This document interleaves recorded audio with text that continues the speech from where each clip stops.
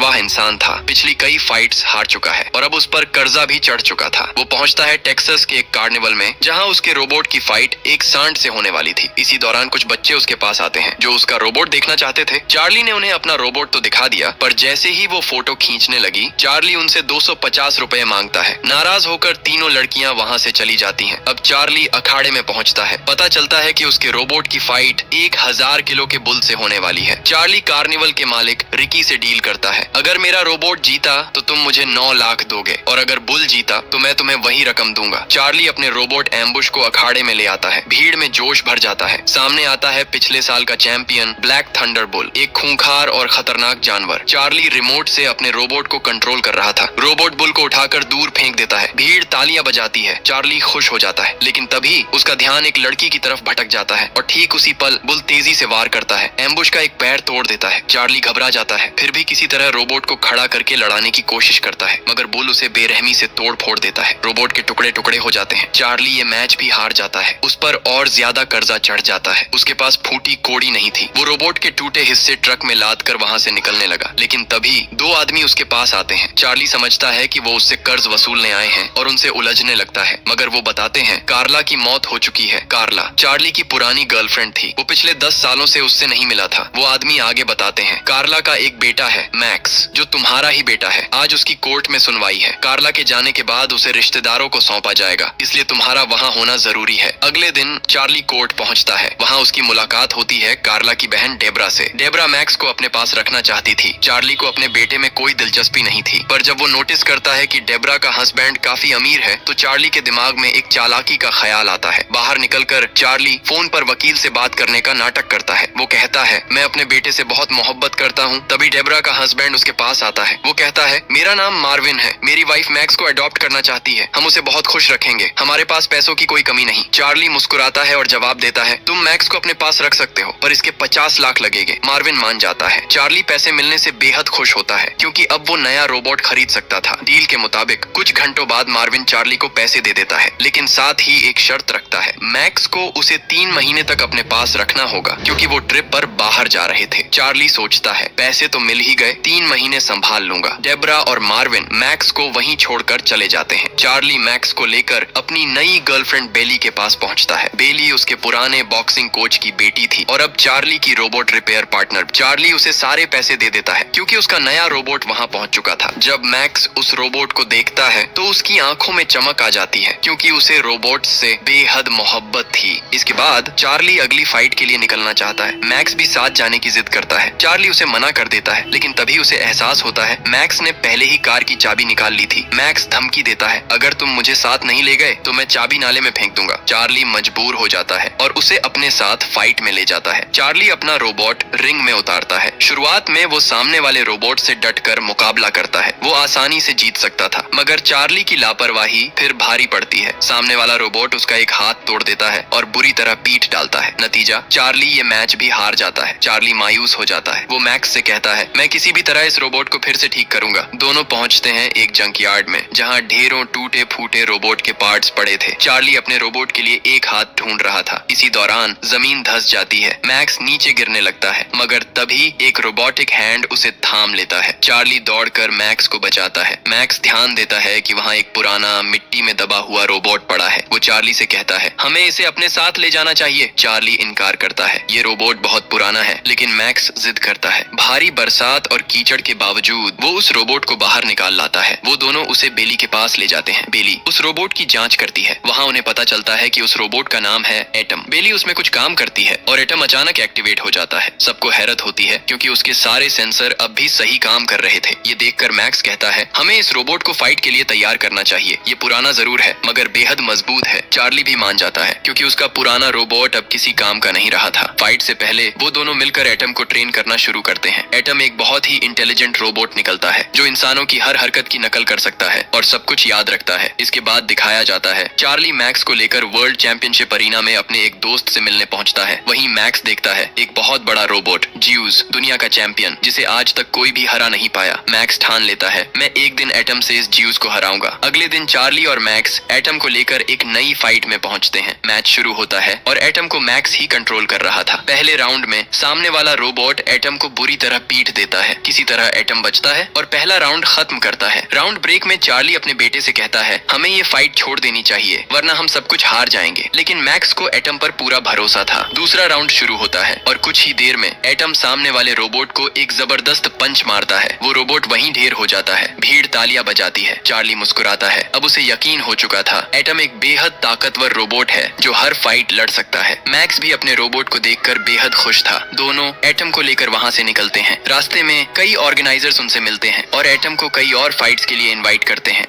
इसके बाद मैं दोनों उसे और बेहतर तरीके से ट्रेन करने लगे। इस दौरान मैक्स एटम को डांस भी सिखाता है। एटम बोल नहीं सकता था, इसलिए मैक्स पूरी रात मेहनत करके उसके लिए एक सेंसर बनाता है जिससे वो मैक्स की आवाज पहचान सके। इधर चार्ली एटम को बॉक्सिंग के नए नए हुनर सिखा रहा था। अगली फाइट में एटम फिर से अपने सामने वाले रोबोट को बुरी तरह हराता है और इसके बाद एटम कई लड़ाइयां जीतता चला जाता है। धीरे धीरे उसकी पॉपुलैरिटी आसमान छूने लगती है। एटम पूरी दुनिया में मशहूर हो चुका था। इसी दौरान ज्यूस रोबोट के मालिक चार्ली और मैक्स को बुलाते हैं। वो एटम को खरीदना चाहते थे। चार्ली पैसों की तंगी की वजह से इस डील के लिए तैयार हो जाता है। उसे लगता है इससे अच्छी डील और नहीं मिल सकती, लेकिन मैक्स साफ मना कर देता है क्योंकि वो जानता था एटम में इतना दम है कि वो ज्यूस जैसे बड़े रोबोट को भी हरा सकता है। अब एटम की अगली फाइट होती है ट्विन सिटीज नाम के 2 सिर वाले रोबोट से। वो बेहद खतरनाक था। जैसे ही पहला